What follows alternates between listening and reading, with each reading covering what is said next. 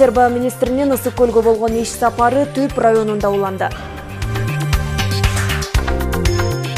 Каракол шаарында үстүздөгү жылдын март айында COVID-19 жугуш оорусунун лабораториялык жактан тастыкталган 4 учуру катталган.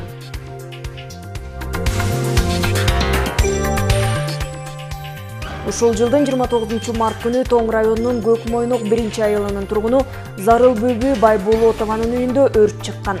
Алдыда ушул жана башка жаңылыктар менен таныштырабыз.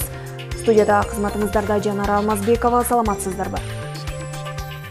Министрлер кабинетинин төрагасы Акылбек Жапаров Кытай Эл Республикасынын Коммунистик партиясынын Борбордук комитетинин саясий мүчөсү, Кытай Эл Республикасынын Синьцзян уйгур автономиялуу районунун партиялык комитетинин катчысы Ма Синжуй баштаган Кытай делегациясынын өкүлдөрү менен сүйлөшүүлөрдү өткөрдү.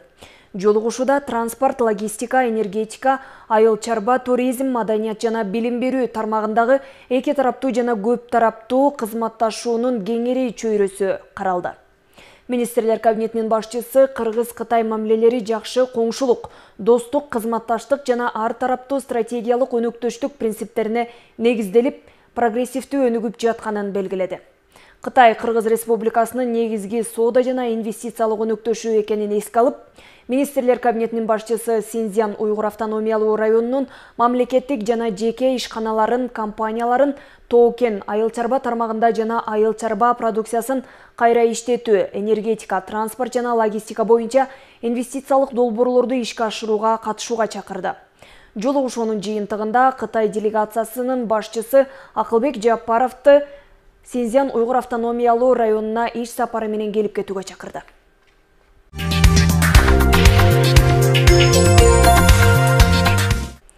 Бүгүн 31 мартта мамлекеттик бажы кызматынын төрагасы Самат Исабеков менен Беларустун мамлекеттик бажы комитетинин төрагасы телефон аркылуу сүйлөштү.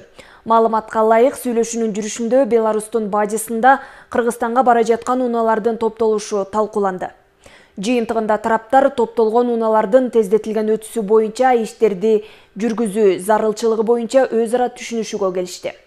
Эске салсак, ЖМКлар бир нече рет автоунаа ташуучулардын билдирүүлөрүн жарыялаган. Анда алар 2023 жылдын башынан бери Кыргызстанга ташылган 500дөн ашык автоунаа Беларусь бажысында кармалып жаткандыгын айтышкан.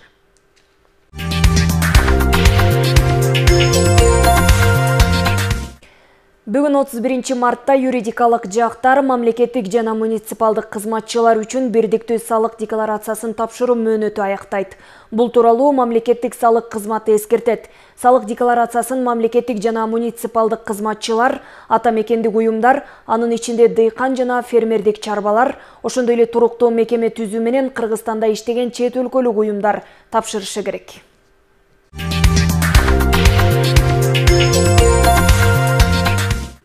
Кыргыз Республикасынын айыл чарба министри Аскарбек Жаныбеков Ысык көл облусуна болгон иш сапарынын алкагында Түп районунда да болду. Алгач Курбай айылындагы Старый Чарба аралык каналдагы оңдоп түзөө иштери менен таанышуудан баштады.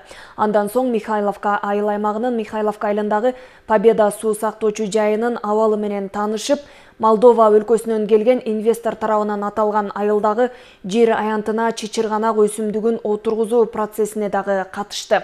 Андан соң Ысык көл айыл аймагындагы Эламан асыл тукум чарбасынын ишмердүүлүгүнө күбө болду. Ак Суу районуна караштуу Курбу айылындагы Старый Чарба аралык каналындагы оңдоп түзөө иштери 2 аптадан бери жүрүүдө. Жалпы узундугу 3 чакырым аралыкты түзгөн суу каналынан Түп жана Ак Суу райондорунун 700 гектардан жерлери сугарылат. Истирге барайын деп аткан өзүм делечи. Ана анча түп көрөт. Мындан түп деле суу албайт. Саргөл тиги бекитип салган көпүрөнүн астыначы.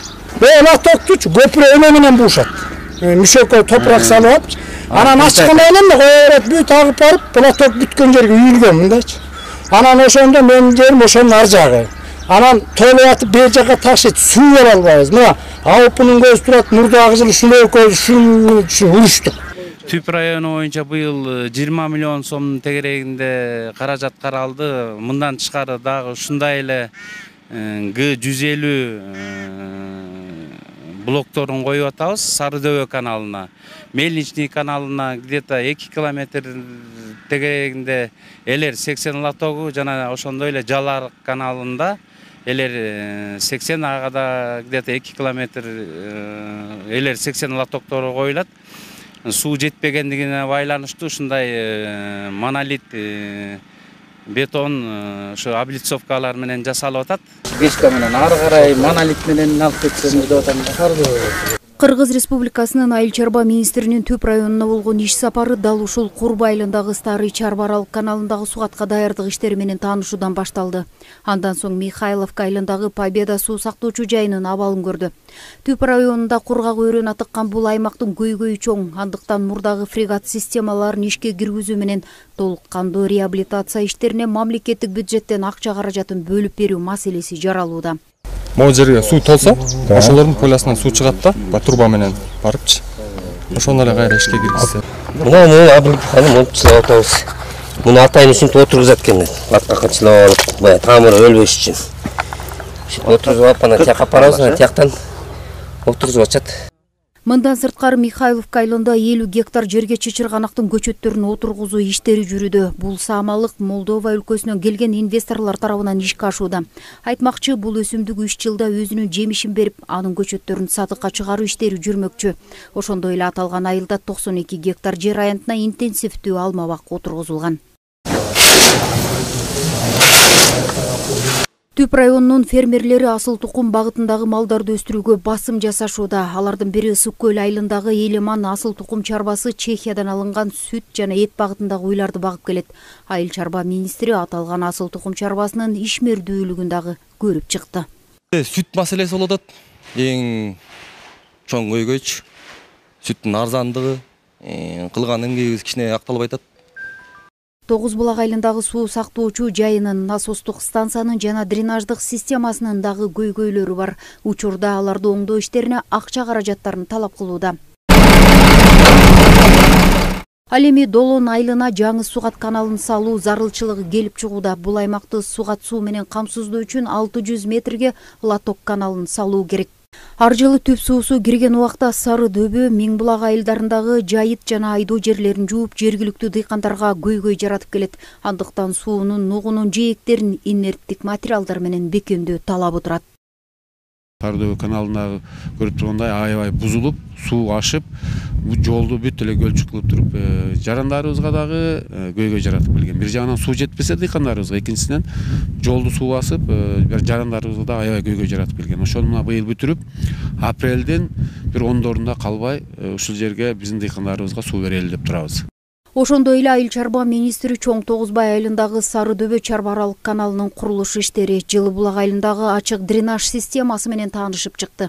Сары Талугай айылындагы жаңы суу сактагыч курууга ылайыктуу жердин ордун дагы көрдү. Мына ушундай жалпы барлык багыттарда иштер жүрүп атат.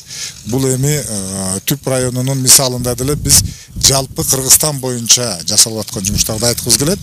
Менин жеке иш сапарым Баткен областында дагы болду жакынкы күндөрдө, Ош областында, Жалал Абад областында дээрлик Кыргызстандын барлык областтарында жазгы тала жумуштарына даярдык. Алардын жүрүшү, сапаты жана Айыл чарба министрлигинин жасап аткан реформалары бүгүнкү күндө өз жемиштерин бере баштаганын күбө болдук.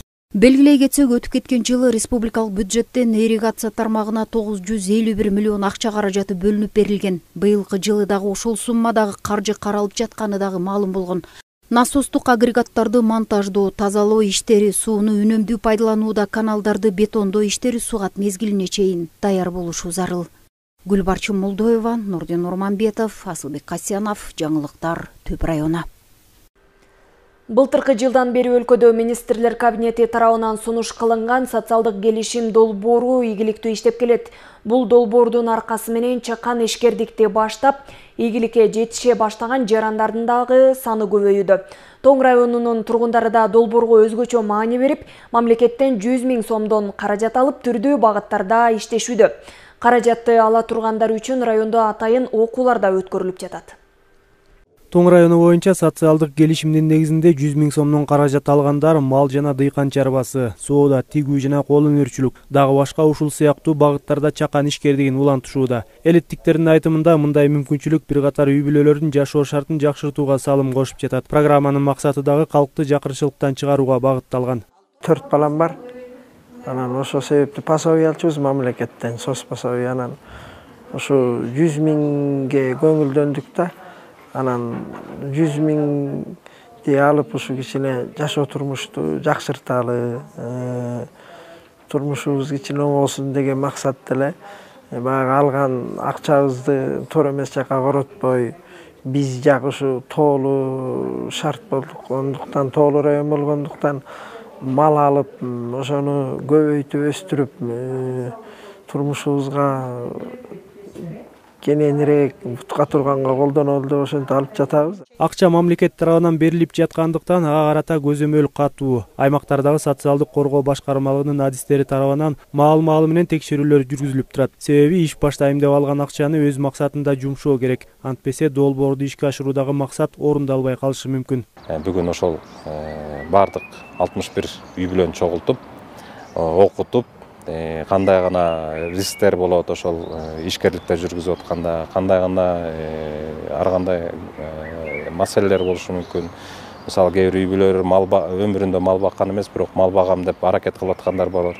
Ошолордун кандай түйшүктөр болорун, кандай жана өнүктүрүп кетиш керек, ошонун баарын бүгүн кечке чейин окуу жүргүзүлөт. Социалдык коргоо башкармалыгы тарабынан уюштурулган окууга кесипкөй адистер да тартылган. Алар үй бүлөгө көмөк программасы менен 100 миң сомдон алабыз деп турган жарандарга багыт берип, өз тармагы боюнча сабактарды өтүшөт. Район шарты мал багууга ыңгайлуу келгендиктен, каражат алуучулардын көпчүлүгү сүт багытындагы мал багууга ыкташууда. Азыр ушул тренингде ошо 100 миң сомго эмне мал алсам деген биздин жарандарыбыз бар. Ошолорго биз ошол өз кесибибиз боюнча тренинг өтүп атабыз. Мисалы айта кетсек, сүт эт багытындагы уйларды жана эт багытындагы койлорду, жана сүт багытындагы породадагы эчкилерди сунуштап келатабыз. Азыр ошол бизде ошол жарандарыбыз кызыгып сурап аткандар бул породалар, көбүнчө уйлар болуп атат. Жергиликтүү биздин ала тоо породабыз жана четтен келген Сементал, Абердин Ангус жана сүт багытындагы Черный Пёстр, ала уйлар жана Голштина Фрицкая деген породадагы сүт багытындагы уйларды сурап жатышат. Өткөн жылы Тоң району боюнча 50 кишиге социалдык контракттын негизинде 100 миң сомдон берилген. Быйыл дагы 61 адамга берилгени турат. График боюнча апрель айынын ортосуна чейин алардын жарымына берилип бүтүшү керек. Калганы май айында акчасын алып бүтүшөт. Алмаз Үкүев, Данияр Акунов, Сергей Мищенко, Ысык көл жаңылыктары. Мына ушул социалдык келишим менен алынган акчаны пайдалуу ишке жумшап кирешесин көбөйтүү зарыл. Аталган долбоор быйыл да колдоо таап уланууда. Бул ирет Талас облусунун Бакай Ата районундагы жөлөк пул алган үй бүлөлөргө 100 миң сомдук сертификаттар тапшырылды. Жыйынга эмгек, социалдык камсыздоо жана миграция министри Кудайберген Базарбаев жана жогорку кеңешинин депутаты Руслан Жакышев катышты. Сөз кезеги кабарчыбызда. 100 миң сом алып иш башта. Президент демилгелеген бул мүмкүнчүлүк бүгүн Бакай Ата районунун тургундарын кубандырды. Жөлөк пул алып келген үй бүлөлөр жеке иш баштоо боюнча долбоор жазып, 100 миң сомдук сертификатка ээ болушту. Белгилей кетсек, былтыр социалдык контракт Бакай Ата району боюнча 50 үй бүлөгө гана берилген. Эми ошол акчаны мен швейный машинкаларды алам үйгө. Карапайым элге аябай жакшы жардам көргүзүп атат. Ошо депутаттарга, президентке аябай ыраазыбыз. Анткени пособиянын акчасы мисалы өзүңдүн продуктуңа дагы чынын айтканда жете бербейт да. А монтип чогултуп бергенде биз ошого аракет кылып өзүбүз иштешибиз керек да. Аракет кылып иштеп кеткенге ошо эме аябай жакшы мүмкүнчүлүк берип атат да. Буюрса сертификат алдык. СОС министрине рахмат, ыраазычылык билдиребиз. Бизге жакшылык болуп атат. Жөлөк пул алгандарга уй алабыз, сүтүн сатып, каймак тартып, май кылып, буйруса баштайбыз. Садыр Нуркожоевичке рахмат. Ушун демилгени көтөрүп, жакырчылыктан чыгаруу максатында болуп атат бул иш. Сертификаттарды тапшыруу аземине эмгек, социалдык камсыздоо жана миграция министри Кудайберген Базарбаев менен жогорку кеңештин депутаты Руслан Жакшылыков катышты. Долбоордун максаты жөлөк пул алган аракетчил үй бүлөлөрдүн өз алдынча киреше табуусуна жардам берүү. Биринчи иретте биздин жарандарды акчаны кантип кармаш экен, акча эмне экен деп биз үйрөтөбүз да. Экинчи кадам катары биз бизнес планды жазыш керек. Бул эмне деген ошондо үйрөтөбүз. Ошонун баардыгын биздин жарандар окуп алып, билип алып, таптакыр бөлөк адам эмес болуп калат экен да. То есть биз бүгүнкү күндө биздин жарандардын аң сезиминчи жакшы жака буруп атабыз. Пассивдүү үйдө отуруп алып, тиги пособияны күтпөстөн булар болсо мынакей ошо акчаны алып ишмер болом деп алдыга мындай аракеттерди кылып атат. Белгилей кетсек, социалдык контракт долбоорун Жогорку Кеңештин депутаттары да колдогон. Былтыр өлкө боюнча 2800 үй бүлөгө 100 000 сомдон берилген. Быйыл мүмкүнчүлүк кеңейип, Кыргызстан боюнча 10 000 үй бүлөгө социалдык контракт бериле баштады. Анан эми бул 100 000 сом деле анчалык көп болбосо дагы ошо сиздер үчүн, алып жаткандар үчүн маанилүү болсун. Сиздер үчүн бир ушу жакшылыкка жумшалып, мындан ары ушу 100 000 сомдор уланып, миллион сомго жетишине тилектешмин. Эң башкысы баарыңыздар алтын башыңыздар аман болсун. Элибизде тынчтык болсун, ишиңиздерде ийгилик болсун. Дагы улуу орозо майрамыңыздар менен чын жүрөктөн куттуктаймын. 100 000 сом алган үй бүлөлөр акчаны той аштарга жумшабай ишкерчилик, мал чарбачылык жана башка тармактарга өздөрүн өнүктүрүүгө милдеттүү. Долбоордун максаты жөлөк пул алгандардын санын кыскартып, жакырчылыктан чыгууга жана иш баштап кетүүсүнө жардам берүү. Белгилей кетсек, Талас облусу боюнча быйыл 200 аз камсыз болгон үй бүлөгө 100 000 сомдон берүү пландалган. Жазгүл Сатаева, Сергей Мищенко, Талас облусунан. Каракол жылуулук менен камсыздоо ишканасы от жагуу мезгилинде пландалган иштерди толук аткарып, жашоочуларды үзгүлтүксүз жылуулук менен камсыздады. Жалпы 5 ай ичинде 13 000 тоннага жакын көмүр керектелген. Ал эми абоненттик төлөмдөр дагы деле жүргүзүлүп, жылуулук берүү мөөнөтү 30 марттан тарта токтотулду. Көмүрдөн үзгүлтүксүз болгон жок. Ар бир абонентке жылуулук өз убагында жеткизип аттык. Абоненттерибизден жалп болгон жок. Бүгүнкү күнү ушу жылуулугубузду ийгиликтүү аяктап алдык. Эми алдыга койгон пландарыбыз менен ушу күз мезгилине чейин ремонт иштерин алып барабыз. Абоненттер төлөм өз убагында төлөп атышат. Төлөнбөй калган абоненттер да болуп атат, бирок алар төлөп берип атышат.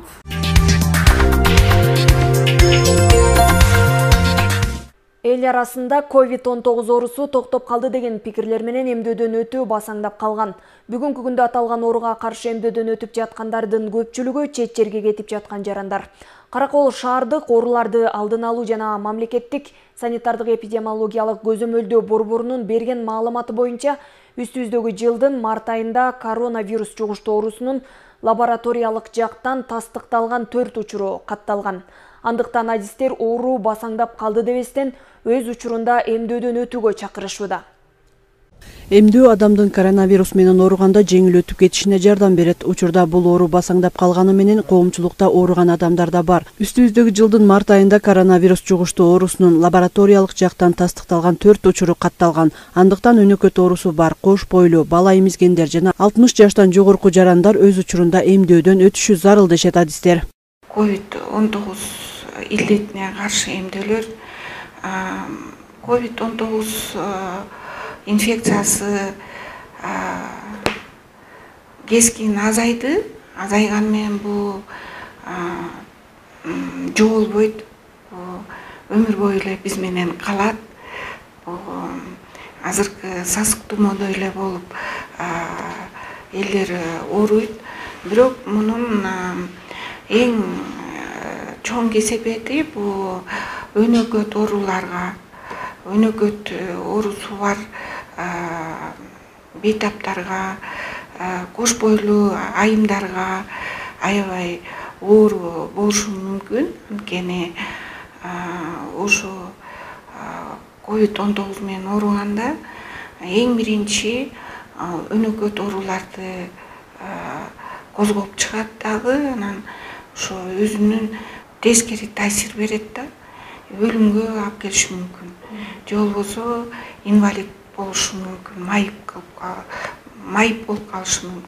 Бүгүнкү күндө облус аймагындагы бардык эмдөө пункттарында жана ФАПтарда Синофарм вакцинасы бар. Учурда аталган ооруга каршы эмдөөдөн өтүп жаткандардын көпчүлүгү чет жерге кетип жаткан жарандар. Каракол шаарындагы Назик үй бүлөлүк дарыгерлер тобунда да мурунку жылдарга салыштырмалуу эмдөөдөн өткөн жарандардын саны кескин азайган. Биздин КСда ковид оорусуна каршы вакцина алгандар азайып калды. Себеби дегенде уже көп кишилерибиз уже алды. Көбүнчөсүн за границага кетем деген жаштар келип алып атышат. Анан 3-чү, 4-чү дозага келген карган кишилерибиз алып атат. Себеби мурдакыларын алган, анан эмки урусам дагы уже билип калышыптыр элдердин баары эле азыр то, что вакцина пайдалуу экенинчи. Анан алган. Биздин сотрудниктер баары алып бүтүшкөн. Населениябызга болушунча деле дагы кабарлап айтып атабыз. Анан желающийлер деле бар, но мурдагыдай эмес, азайып калды. Учурда дагы коронавирус илдетине каршы вакцина алуу боюнча медицина кызматкерлери тарабынан түшүндүрүү иштери жүргүзүлүп келет.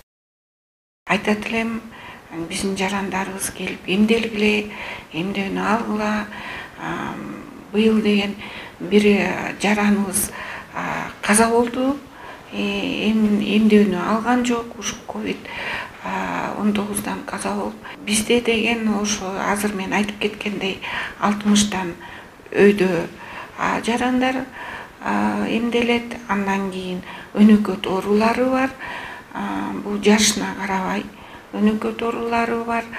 Жарандар эмделет, анан кош бойлуу айымдар эмделет. Эми кош бойлуу айымдар бул өзүнүн вакцинасы бар. Бул Pfizer деген вакцина 6 айдан кийин боюна бүткөндөн кийин 6 айдан кийин эмделет.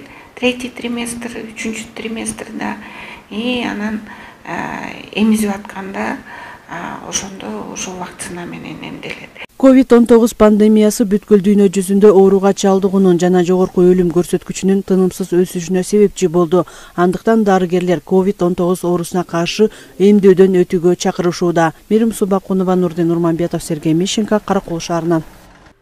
Ушул жылдын 29 март күнү Тоң районунун Көкмойнок 1-айылынын тургуну Зарыл Бүбү Байболотованын үйүндө өрт чыкканы маалым болгон. Өрт электр чыңалуусунан келип чыккан деп болжолдонууда. Аталган жашоочу турак жайын өз убагы менен камсыздандырып келген. Мындан улам учурда келтирилген чыгымдар эсептелинип, кайра калыбына келтирүү иштери жүрүүдө. Ысык көл облусунун аймагында 3 ай аралыгында 134 өрт кырсыгы катталган. Кырсыктын кесепетинен келип чыккан материалдык чыгымдын көлөмү 5 миллион сомду түзөт. 2 адам каза таап, 15 жаран куткарылган. Тоң районунун Көкмойнок 1 айылынын тургуну Зарыл Бүбү Байболотовада тилсиз жоого кабылгандардын бири. Электр зымдарында маселе жаралып, үстүбүздөгү жылдын 29 март күнү аталган тургундун үйүнөн өрт чыккан. 29-ында кечинде Ооза чайында отурсам эле үйдөн өрт чыгып кетти, кагалайындар. Эмне болгонун билбей калдым. Бул жердеги замканияда болуп, электричестводон кетиптир, замкания болуп эле. Ошондон эле ызы чуу болуп эле үйдүн баары тең ыш болуп эле изжиттанып кетти. Бүт үй, менде тышкы берминкада отургам, ошол жака чейин барды. Жаш балам бар болчу, 2 айлык жаңы төрөлгөн бала. Ошону кармап эшикке чыга албай калдым, изруктур көрсө жыгылыптырмын, эшиктин алдына жыгылып. Анан балам алып эле кыйкырып өксүп эле балдар келди да бияка кирип эшикти ачса эле от жалындап күйүп кетти. От жалындап күйүп эле бүт үйдүн баары өрттөнүп кетти. Мына бүт баары тең көрүп турасыңар, айланайын. Эл журт келди, элден айланайын. Элге ыраазымын. Үстүндөгү пожар келип үстүндө өчүрдү. Өйдө жагын. Скорый келип бизге да жардам берди. Аларга да рахмат, кызматкерлерге. Ушинтип кырсыктан тышкары болгула. Ушу үйүбүз өрттөнүп кетти. 2000-жылы салынган үй болчу. Аталган тургун 2017 жылдан бери турак жайын камсыздандыруудан өткөрүп келген. Турак жайды өрттөн жана табигый кырсыктардан милдеттүү камсыздандыруу келишимине ылайык учурда мында келтирилген чыгымдар эсептелинип, иш кагаздарын толуктоо иштери жүрүүдө. Чечебаева 37 үйүнөн өрт чыккан экен. Бул өрттүн себеби электр чыңалуунан келип чыккан экен. Бул үйдүн тургуну Байболотова Зарыл Бүбү эже бул турак жайын камсыздандырып келген. Акыркы жолу 22 мартта 23 жылы камсыздандыруу полисин алып, полисин узарткан. Бүгүнкү күндө бул өрттүн чыгымдарын, келтирилген чыгымдарын биз эсептеп, ордун толтуруп бергенге биз аракеттер кылабыз. Ар бириңиздер кайдыгер карабай, үйүңүздөрдү камсыздандырып берсеңиздер деп өтүнөм. Бул негизи камсыздандыруу ар бирибиздин эле милдетибиз. Сактыкта кордук жок деп коет. Негизи ар бирибиз өзүбүзгө сак болуп, бардык нерсени алдын ала жасасак деген ойдомун. Эми буюрса бул камсыздандыруу агенттигинен жардам көрсөтүлөт деген терең ишеничтемин. Мамлекеттик камсыздандыруу уюмунун өкүлдөрү тургундар бир жылда бир жолу турак жайын камсыздандыруудан өткөрүп койсо дешет. Турак жайды өрттөн жана табигый кырсыктардан милдеттүү камсыздандыруудан өткөрүүнүн суммасы айыл жергесинде бир жылга 600 сом, ал эми шаарда 1200 сомду түзөт. Айнура Достукбекова, Сталбек Саманчиев, Сергей Мишинка, Ысык көл жаңылыктары. Түп жана Ысык көл райондорунун жергиликтүү өз алдынча башкаруу өкүлдөрүнүн тең принциби боюнча өз ара окутуу тажрыйба алмашуу иш-чарасы өттү. Теманы аймактык кабарчыбыз Асел Тилек кызы улантат. Ысык көл жана Түп райондорунун акимдери, айыл өкмөт башчылары, жергиликтүү кеңештин төрагалары жана Чолпон Ата шаардык мэриясынын тиешелүү адистери үчүн теңме-тең принциби боюнча тажрыйба алмашуу багытында Ананев айылында иш-чара өттү. Аталган иш-чараны Борбордук Азиянын жергиликтүү башкаруу академиясы USAID-тын ийгиликтүү аймак 2 долбоорунун колдоосунда уюштурган. Тажрыйба алмашуу максатын камтыган иш-чаранын жүрүшүндө катышуучулар бетме-бет жолугушуп, ийгиликтүү тажрыйбаларын ортого салышып, жергиликтүү өз алдынча башкаруу органдарынын ишин жакшыртуу аракетин көрүштү. Биз ийгиликтүү аймак 2 долбоорунун өткөн жылда башталган иштеринин натыйжасында ийгиликтүү тажрыйбалар менен кошуна Түп районундагы айыл өкмөт башчыларынын төрагаларын алып келип, жеринде ийгиликтүү мыкты тажрыйбалар менен тааныштырып, 3 тажрыйба менен тааныштырдык. Бүгүнкү иш-чарабызга биздин 2 район акимдери да катышып берди, айыл өкмөт башчылары катышты, жана ошондой эле төрагалары катышып, бүгүн ошондой эле оймой бийлик боюнча муниципалитеттер аралык трансферттерди, судаларды берүү боюнча дагы иш-чаралар менен таанышып, жаңы ыкмалар менен кандай иш алып барса болот, кандай жетишкендиктер болуп атат, ошолор менен кыскача тааныштырып өттүк.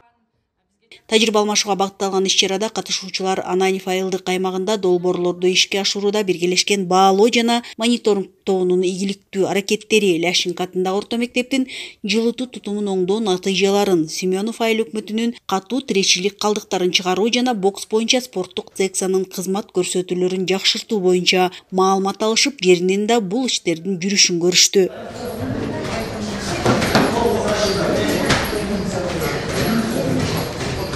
Негизги долбоордун максаты жергиликтүү деңгээлде кызматтарды уюштуруу жана жакшыртуу болуп эсептелинет. Айыл өкмөттөргө жардам берүү, жергиликтүү маалдеги маселелерди чечүүдө. Бул жаатта айыл өкмөттөргө долбоор тарабынан көптөгөн окутуу, методикалык, усулдук жардамдар берилип атат. Тактап айтсак, кызматтарды уюштуруу жана жакшыртуу багытында пилоттук муниципалитеттерде таза суу кызматын жакшыртуу, таштанды чыгаруу кызматын уюштуруу жана жакшыртуу, балдарга, жаштарга ар кайсы багыттарда ийримдерди уюштуруу иштеринде иш жүргүзүлдү. Тажрыйба алмашууга багытталган иш-чаранын жүрүшүндө катышуучулар ийгиликтүү иштерди жеринен көргөндөн сырткары интернет саясаттык жарандык демилгесинин оймо биллинг тиркемеси, Борбордук Азиянын жергиликтүү башкаруу академиясынын алкагындагы улуттук тармагынын кеңешчисинин ар тараптуу иштөө боюнча маалыматтарын угушту.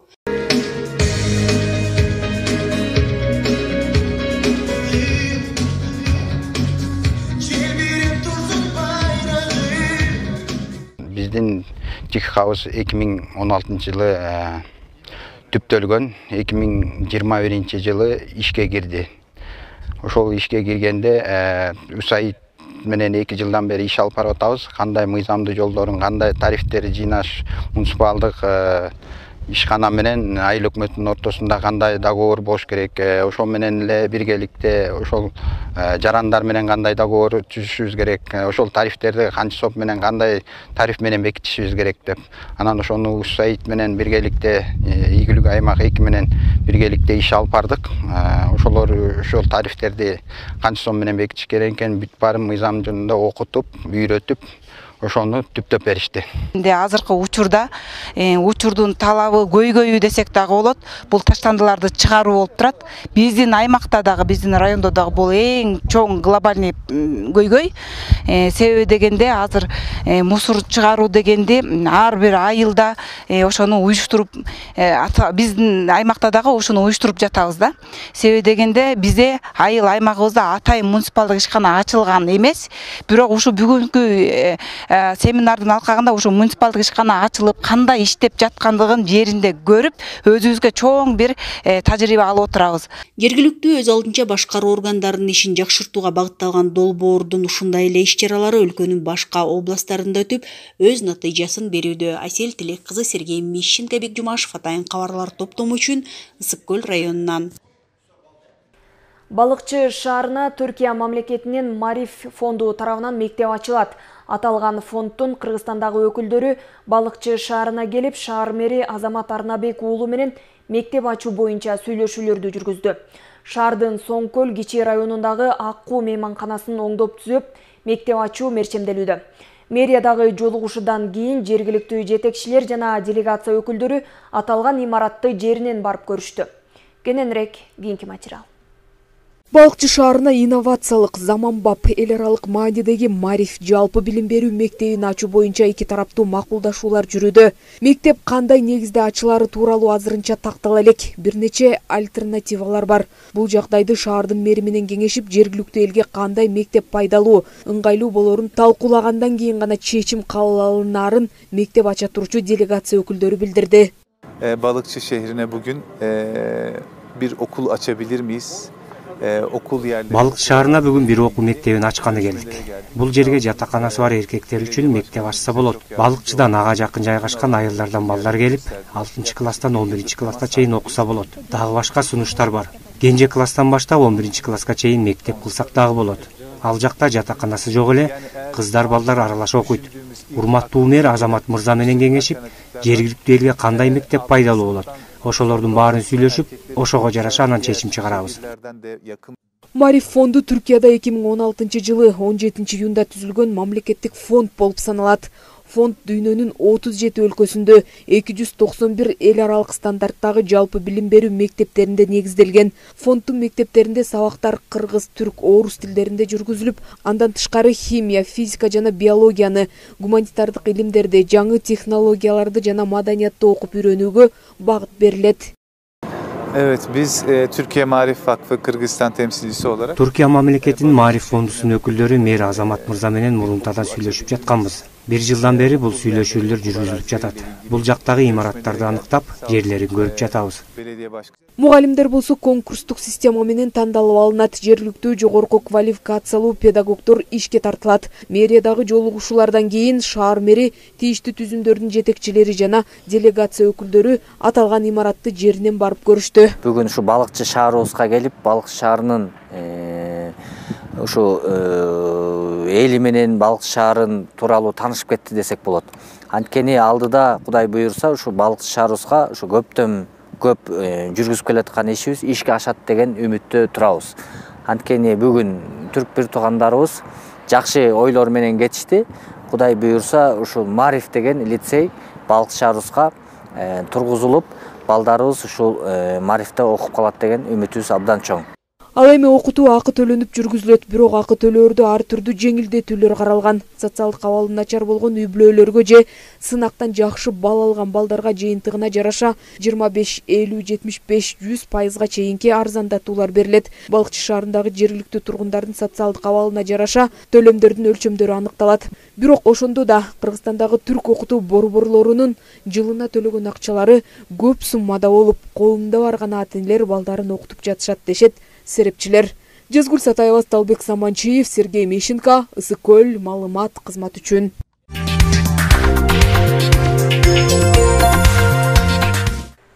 Жума күнгө алынган жаңылыктар топтомуна назар салдыңыздар. Кайрадан эфирден амандашканча саламатта туруңуздар.